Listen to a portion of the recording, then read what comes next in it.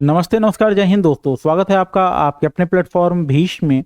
और आज हम आपके साथ स्टैटिक जीके से संबंधित कुछ महत्वपूर्ण प्रश्नों को डिस्कस करने वाले हैं। तो चलिए शुरू करते हैं। हमारा प्रश्न है कि यूरेनस की खोज किसने की थी। तो यूरेनस की खोज हर्शल ने की थी। यूरेनस की खोज करने का जो श्रेय है वो हर्शल को जाता है। हर्शल ने ही यूरेनस ग्रह की खोज की थी। देखते हैं नेक्स्ट क्वेश्चन को। हमारा अगला प्रश्न है, चिनाव नदी का उद्गम स्थल कौन सा है। तो चिनाव नदी जो है उसका उद्गम बारालच्चा दर्रे से होता है। चिनाव नदी का उद्गम जो है वो बारालच्चा दर्रे से होता है। आपसे क्या पूछा जा रहा है कि चिनाव नदी का उद्गम स्थल क्या है। तो चिनाव नदी का उद्गम स्थल बारालच्चा दर्रा है। बारालच्चा दर्रा। चलिए चलते हैं नेक्स्ट क्वेश्चन पे। अगला प्रश्न है, भारत में लिग्नाइट कोयले का सबसे बड़ा उत्पादक राज्य कौन सा है। तो भारत में लिग्नाइट कोयले का सबसे बड़ा उत्पादक राज्य जो है वो तमिलनाडु है। भारत में लिग्नाइट कोयले का सबसे बड़ा उत्पादक राज्य जो है वो तमिलनाडु है। तमिलनाडु लिग्नाइट कोयले का सबसे बड़ा उत्पादक राज्य है। अगला प्रश्न है कि एक आदर्श वोल्ट मीटर का प्रतिरोध क्या होता है। तो एक आदर्श वोल्ट मीटर का प्रतिरोध जो है वो अनंत होता है। एक आदर्श वोल्ट मीटर का जो प्रतिरोध है वो अनंत होता है। लेकिन इसके साथ साथ एक क्वेश्चन और पूछता है, एक आदर्श अमीटर का या एक आदर्श ए मीटर का प्रतिरोध क्या होता है। तो अगर वोल्ट मीटर की जगह ए मीटर दिया जाए तो आपका आंसर होगा 0। एक आदर्श ए मीटर का प्रतिरोध जो है या एक आदर्श अमीटर का प्रतिरोध 0 होता है। और एक आदर्श वोल्ट मीटर, इस वर्ड को ध्यान रखिएगा, एक आदर्श वोल्ट मीटर का प्रतिरोध जो है वो अनंत होता है। एक आदर्श वोल्ट मीटर का प्रतिरोध अनंत होता है। अगला प्रश्न देखते हैं। अगला प्रश्न है, प्रदेश में, यहाँ प्रदेश की जगह थोड़ा करेक्ट कर लीजिएगा मध्य प्रदेश। प्रदेश की जगह आप थोड़ा करेक्ट कर लीजिएगा मध्य प्रदेश। तो मध्य प्रदेश में शीत ऋतु को क्या कहा जाता है। तो मध्य प्रदेश में शीत ऋतु को सियाला कहा जाता है। मध्य प्रदेश में शीत ऋतु को सियाला कहा जाता है या मध्य प्रदेश में शीत ऋतु को सियाला के नाम से भी जाना जाता है।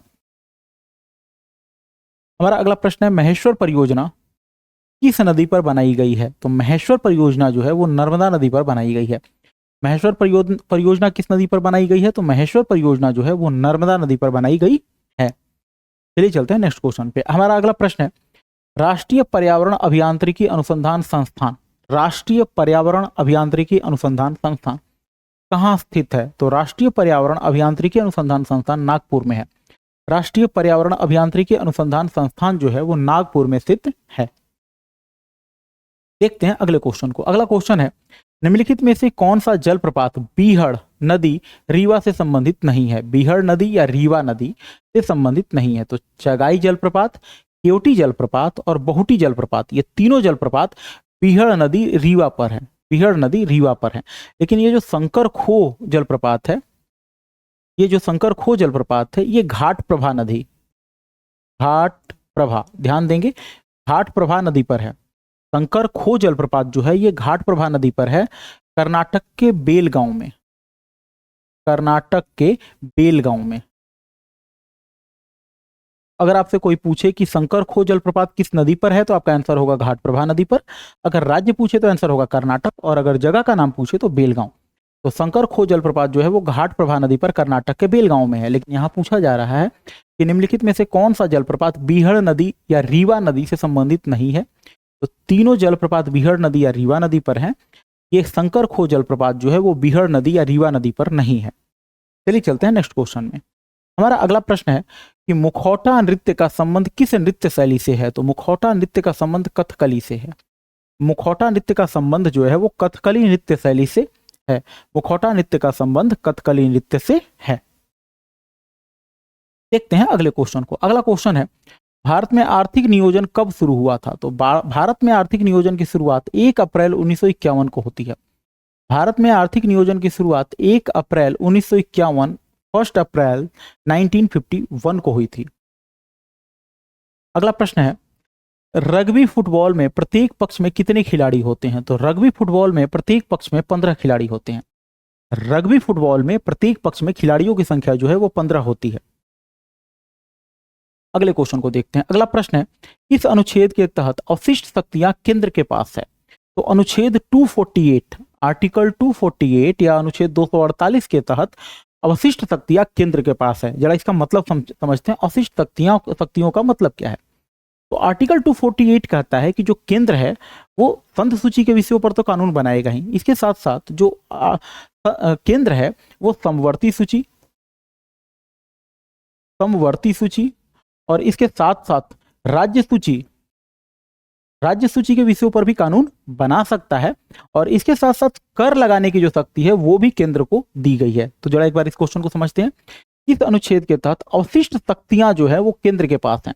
तो आर्टिकल 248 के तहत अवशिष्ट शक्तियां केंद्र के पास है। इस आर्टिकल के अनुसार अगर केंद्र चाहे तो वह समवर्ती सूची और राज्य सूची के विषयों पर भी कानून बना सकता है, और इसके साथ साथ कर लगाने की जो शक्ति है वो भी केंद्र को दी गई है। कर लगाने की शक्ति भी केंद्र को दी गई है। अगले प्रश्न को देखते हैं। हमारा अगला प्रश्न है, कुषाण काल में सबसे अधिक विकास किस क्षेत्र में हुआ? तो कुषाण काल में जो सबसे अधिक विकास हुआ था वो कला के क्षेत्र में हुआ था। कुषाण काल में सबसे अधिक विकास जो है वो कला के क्षेत्र में हुआ था।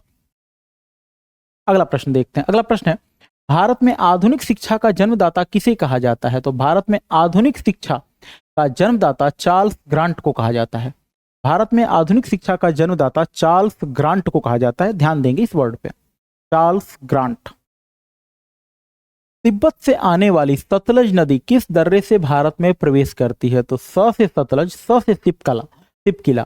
तो भारत में सतलज नदी जो है वो सिपकिले दर्रे से प्रवेश करती है। तो एक बार फिर से इस क्वेश्चन को देखते हैं। तिब्बत से आने वाली सतलज नदी किस दर्रे से भारत में प्रवेश करती है? तो तिब्बत से आने वाली सतलज नदी सिपकिले दर्रे से भारत में प्रवेश करती है। सतलज नदी सिपकिले दर्रे से भारत में प्रवेश करती है।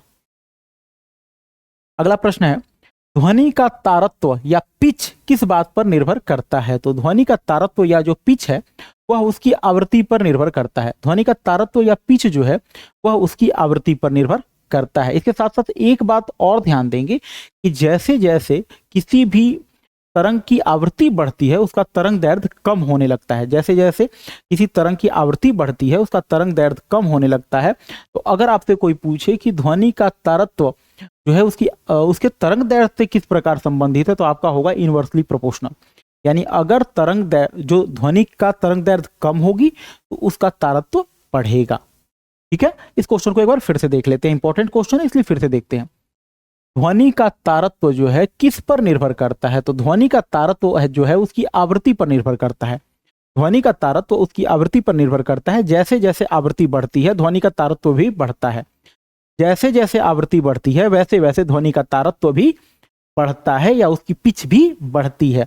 लेकिन आवृत्ति जब बढ़ती है तो उसकी तरंग दैर्ध्य कम होती है। आवृत्ति बढ़ने पर तरंग की तरंग दैर्ध्य कम होती है। अगला प्रश्न, विद्युत केतली में पानी गर्म होता है। तो विद्युत केतली में जो पानी है वो संवहन के कारण गर्म होता है। विद्युत केतली में पानी जो है संवहन के कारण गर्म होता है। अब जरा समझते हैं। मान लो ये आपके पास केतली है।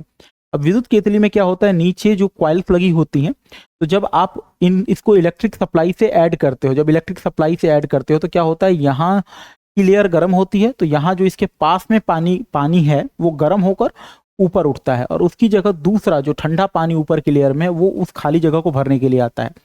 ये ठंडा पानी फिर गर्म होकर ऊपर उठता है, फिर इस जगह दूसरा वाला ठंडा पानी आता है। इसी तरह से ये प्रक्रिया चलती रहती है। इसी को हम लोग संवहन कहते हैं। तो यही कहा जा रहा है कि विद्युत केतली में पानी गर्म होता है, यानी किस प्रक्रिया के द्वारा गर्म होता है। तो विद्युत केतली में पानी जो है वो संवहन की प्रक्रिया के कारण गर्म होता है। विद्युत केतली में पानी जो है वो संवहन की प्रक्रिया के द्वारा गर्म होता है। अगला प्रश्न, हरा प्रोटोजोआ के नाम से जाना जाता है। तो हरा प्रोटोजोआ के नाम से यूग्लिना को जाना जाता है। हरे प्रोटोजोआ के नाम से यूग्लिना को जाना जाता है, या यूग्लिना को हरा प्रोटोजोआ भी कहा जाता है। अगला प्रश्न है, रेगिस्तान में पैदा होने वाले पौधे क्या कहलाते हैं। तो रेगिस्तान में पैदा होने वाले पौधे जीरोफाइट कहलाते हैं। रेगिस्तान में पैदा होने वाले पौधों को जीरोफाइट के नाम से जाना जाता है।